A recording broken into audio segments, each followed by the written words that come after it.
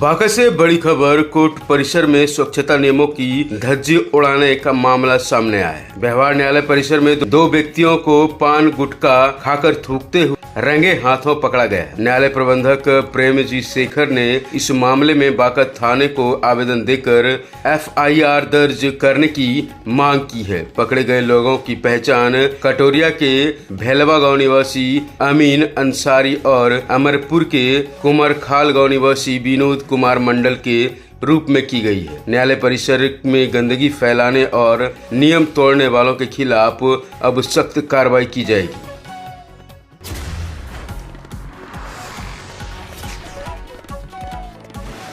विधानसभा चुनाव को लेकर बांका जिले में मतदान प्रक्रिया की शुरुआत हो गई है। आरएम के स्कूल सहित 6 मतदान केंद्रों पर मतदान कर्मियों ने बैलेट पेपर से शांतिपूर्ण माहौल में मतदान किया। सुरक्षा के पुख्ता इंतजाम के बीच मतदान संपन्न हुआ, जबकि शनिवार को पुलिस लाइन में सरकारी कर्मी मतदान करेंगे। प्रशासन ने स्पष्ट किया है कि मतदान केंद्रों पर सुरक्षा, प्रकाश व्यवस्था और सभी मूलभूत सुविधाओं को पूरा ध्यान में रखा गया है। इस बार निर्वाचन आयोग विशेष रूप से पारदर्शिता और निष्पक्ष पर जोर दे रहे हैं।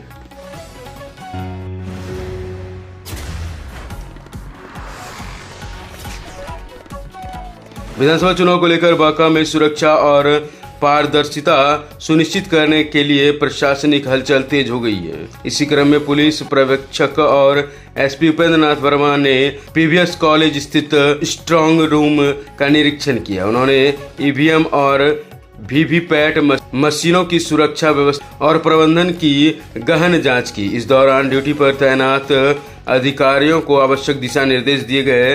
बताया जा रहा है कि यहीं पर मतगणना केंद्र भी बनाया गया है। यहां परिणाम घोषित किए जाएंगे। प्रशासन का कहना है कि स्ट्रांग रूम की सुरक्षा में कोई ढिलाई बर्दाश्त नहीं की जाएगी।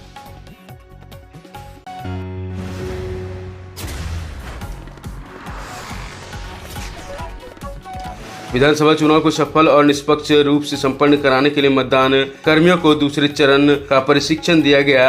RM के केंद्र पर आयोजित प्रशिक्षण कार्यक्रम में सभी मतदान पदाधिकारियों को मतदान प्रक्रिया, इलेक्ट्रॉनिक वोटिंग मशीन और VVPAT के संचालन की पूरी जानकारी दी गई। अधिकारियों ने बताया कि यह प्रशिक्षण चुनाव आयोग के दिशा निर्देश के अनुसार कराया जा रहा है, ताकि मतदान के दिन किसी भी प्रकार की गड़बड़ी ना हो सके। प्रशिक्षण के दौरान उपस्थित कर्मियों से कहा गया कि वे मतदाताओं की सुविधा और पारदर्शिता को प्राथमिकता दें।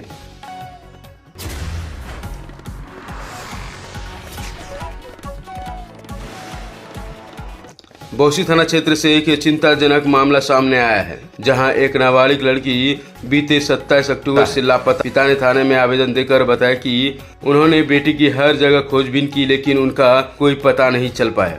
उन्होंने आशंका जताई है कि गांव के ही एक युवक उनकी पुत्री को बहला फुसलाकर अपने साथ लेकर फरार हो गया। फिलहाल पुलिस मामला दर्ज कर जांच शुरू कर दी है और लड़की की तलाशी में टीम गठित कर दी गई है।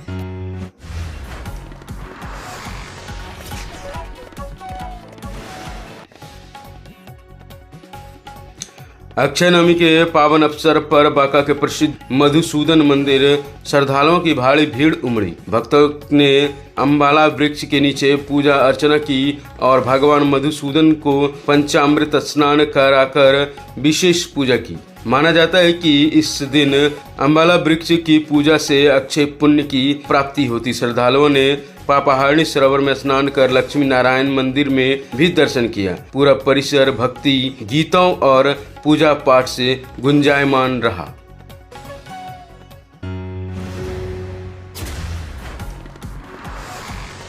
शंभुगंज थाना पुलिस विधानसभा चुनाव को शांतिपूर्ण रूप से संपन्न करने के लिए पूरी तरह तैयार है। इसी कड़ी में नहर मोड़ पर सघन वाहन जांच अभियान चलाया गया। लगभग 2 घंटे तक चले इस अभियान में 4 पहिया वाहनों के साथ साथ बाइकों की डिक्की तक जांच की गई। हालांकि इस दौरान किसी भी वाहन से कोई आपत्तिजनक वस्तु बरामद नहीं हुई। SHO ने कहा कि चुनाव तक अभियान लगातार जारी रहेगा और नियम तोड़ने वाले पर कड़ी कार्रवाई की जाएगी।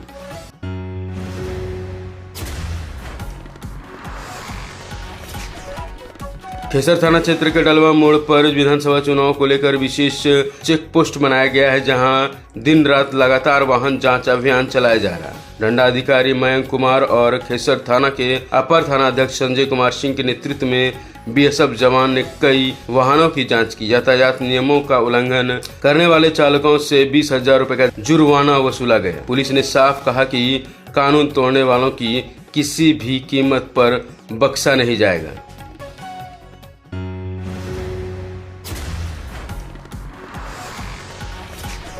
बांकासर के अलीगंज गैस गोदाम के समीप एक दर्दनाक सड़क हादसा हुआ। एक टोटो चालक ने साइकिल सवार को टक्कर मार दी और मौके से फरार हो गया। घटना में डुमरिया निवासी डोमन दास गंभीर रूप से घायल हो गए हैं, जिन्हें स्थानीय लोगों की मदद से सदर अस्पताल पहुंचाया गया। प्रत्यक्षदर्शियों के अनुसार टोटो चालक तेज गति में था और सामने से आ रहे साइकिल में टक्कर मार दी। पुलिस ने मामले की जांच शुरू कर दी है और फरार चालक की तलाशी की जा रही है।